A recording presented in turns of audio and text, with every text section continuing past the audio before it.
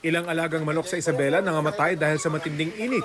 Para hindi na madagdagan pa, tinututukan ng ilang backyard chicken raiser ang tamang pagpapakain sa kanilang mga alaga. Hinahaluan din ng vitamins ang pinapainom na tubig. Sa Lawag City, Ilocos Norte naman, pinaliliguan ng mga alagang baka para maibsan ng init. Nangihina na kasi ang ilan, ang iba kinatay na bago pa mamatay. Utay-utay na pagbibigay ng aumento sa sahod, panawagan ni Presidential Advisor for Jobs Joey Concepcion.